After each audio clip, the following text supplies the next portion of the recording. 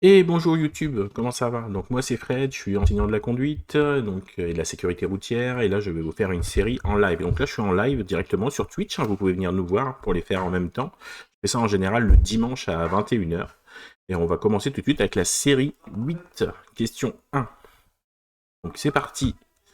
Alors, le panneau là.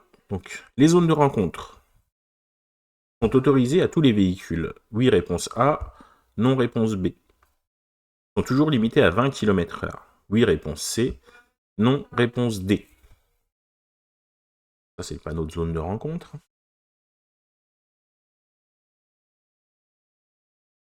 Est-ce que tous les véhicules peuvent prendre cette zone? Donc, la réponse A, oui. Est-ce qu'ils sont toujours limités à 20 km/h? Comme on peut le voir sur le panneau, ils sont ici, limités à 20 km/h. D'accord? Donc réponse A et C. Donc, petit rappel également pour la zone de rencontre, hein, d'accord? Ça indique que ça peut être fréquenté par tout le monde. Et en fait, du plus gros au plus petit, on prend donc du coup les prioritaires. Donc c'est-à-dire celui qui est dessiné en plus gros, c'est le piéton. Donc le piéton, il est prioritaire sur le cycliste, qui est lui-même prioritaire sur la voiture ou le camion. Question 2. Conduire avec une alcoolémie de 0,5 mg d'air expiré. A. N'entraîne pas de retrait de points. B. Entraîne un retrait de 3 points. C. Entraîne un retrait de 4 points. D. Entraîne un retrait de 6 points.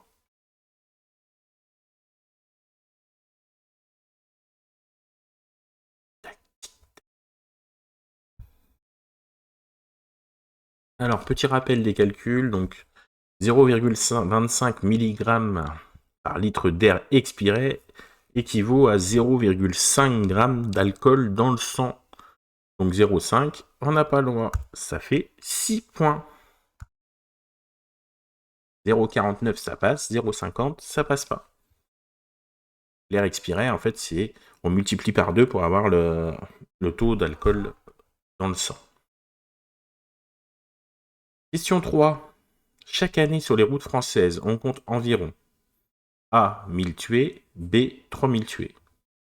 La vitesse est mise en cause dans 5% des accidents mortels, réponse C. 27% des accidents mortels, réponse D.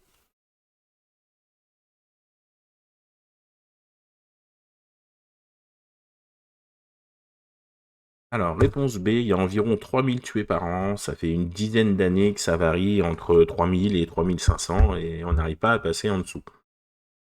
Et la vitesse est environ, on dit toujours que la vitesse est environ un tiers des accidents, donc c'est 27%. Un tiers des accidents mortels est dû à la vitesse. Soit quasiment, environ 1000 personnes sont mortes juste à cause de la vitesse. Et c'est idem pour l'alcool, environ 30%. Alors, le non-respect des intervalles de sécurité, pour la question 4, entraîne A, une amende, oui, réponse A, non, réponse B, un retrait de points sur mon permis, oui, réponse C, non, réponse D.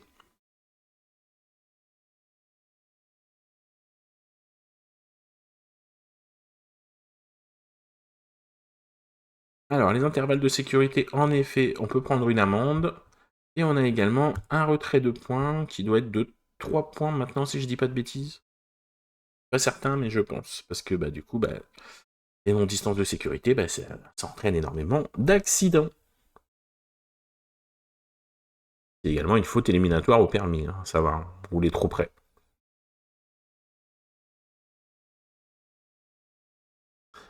Question 5. Je pourrais rencontrer des usagers arrivant en sens inverse. On a les deux panneaux. Dans la situation 1, oui, réponse A, non, réponse B. Dans la situation 2, oui, réponse C, non, réponse D.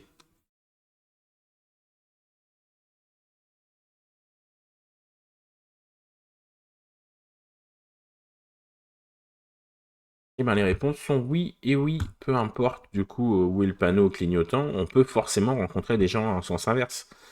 Même si on nous dit parfois que là, ça nous dit de faire attention, d'y aller doucement, et là ça nous dit que du coup c'est alterné normalement.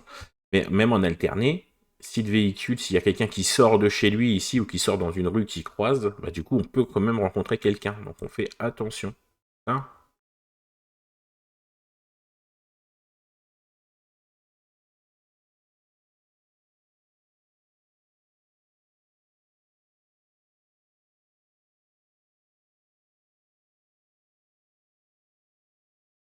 Voilà, ça veut dire que là, orange clignotant, comme ils expliquent, tu vois, le feu clignote au milieu. Je suis autorisé à passer, mais le feu de l'autre sens, au bout des travaux, est jaune clignotant aussi. D'accord?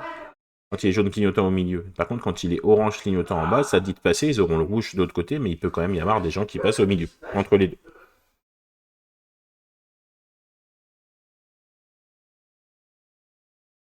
Question 6. Une position de nuit est généralement disponible. Sur le rétroviseur intérieur, oui, réponse A, non, réponse B. Sur les rétroviseurs extérieurs, oui, réponse C, non, réponse D.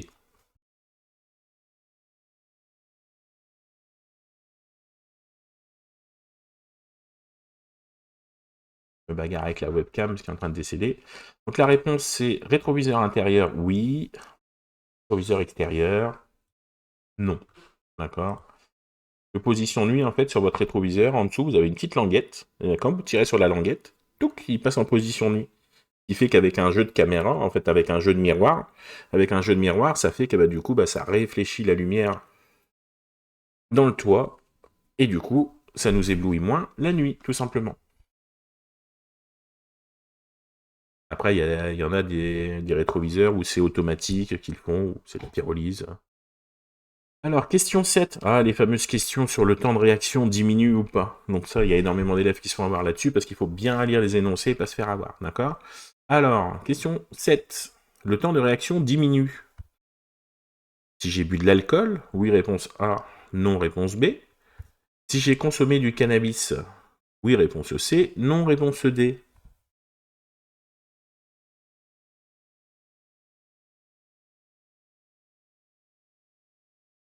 Alors, les réponses sont non et non. Le temps de réaction, il ne diminue pas. On ne devient pas plus rapide. En fait, si on boit de l'alcool ou si on consomme du cannabis, justement, on devient plus lent. Le temps de réaction augmente, il ne diminue pas.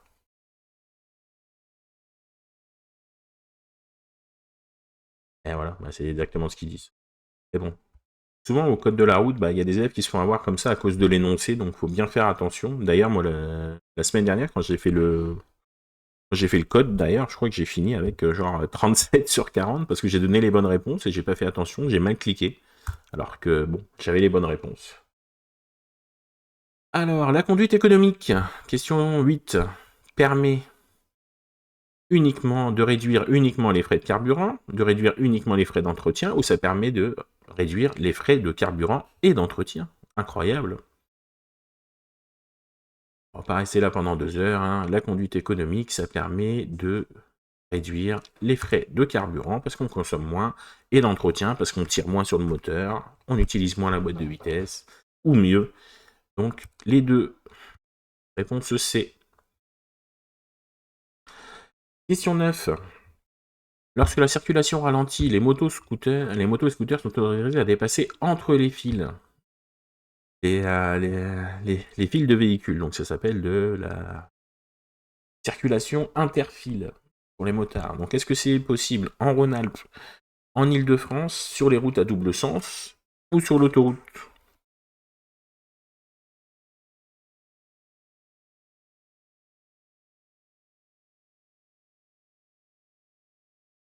Alors, il y a eu pendant un moment où ils ont fait des tests dans plusieurs villes, tout ça, mais maintenant, depuis depuis début d'année, je crois, c'est accepté partout. Donc la circulation interfile est autorisée partout en France, donc que ce soit en Rhône-Alpes, en Île-de-France ou n'importe où, d'accord? Et c'est autorisé sur l'autoroute, mais pas sur les routes à double sens. En fait, la circulation interfile, c'est quoi? Je vais vous l'expliquer. La circulation interfile, en fait, c'est simple. C'est lorsqu'il y a des bouchons, comme on peut le voir par exemple ici, là, lorsqu'il y a des bouchons, on est sur une route qui, de base, est à plus de 70 km/h, à 70 km/h ou plus, donc c'est-à-dire bah, le périph', etc. Donc, faut que de base, elle soit au moins 70 km/h. Mais qu'il y ait des bouchons, s'il y a des bouchons et que les véhicules roulent à moins de 50 km/h, là, les motards où les deux roues ont le droit de circuler dans la voie la plus à gauche entre les voies. Alors, ils le font par tout temps et tout le temps, mais c'est ça la règle, d'accord? Donc réponse A, B et D, et c'est interdit sur les routes à double sens. Question 10.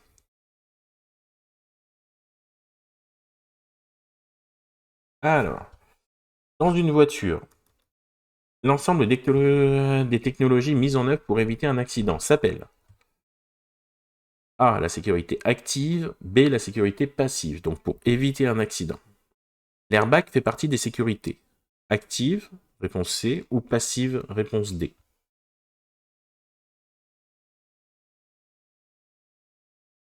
Alors, tout ce qui est sécurité active, en fait, c'est ce qui t'empêche d'avoir un accident, d'accord?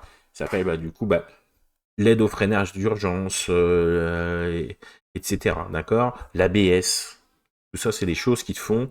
L'ESP qui t'empêche de glisser, tout ça, c'est des sécurités actives. Ça essaye de t'empêcher d'avoir un accident. Ça t'empêchera pas d'avoir un accident, c'est pas 100%, mais ça t'aide, entre guillemets. Et du coup, l'airbag, lui, par contre, c'est une sécurité passive, donc qui arrive après l'accident, d'accord? Comme la ceinture, tout ça, tout ce qui te retient. Donc du coup, l'airbag, c'est fait pour éviter de se faire plus mal. Voilà, ils expliquent ça comment, eux. Les équipements actifs permettent d'éviter l'accident, d'accord? Donc l'ABS, l'ESP, anti-collision, etc., d'accord? Les équipements passifs, c'est ceux qui te permettent de réduire la gravité accidentelle, avec la ceinture de sécurité, les airbags ou encore les appuis-têtes. C'est exactement ce que j'ai dit. Donc merci YouTube d'avoir regardé, hein? Merci d'avoir regardé cette vidéo. C'est la partie 1, je lance juste après, je ferai la partie 2 que je poste dans 2 jours, comme à chaque fois.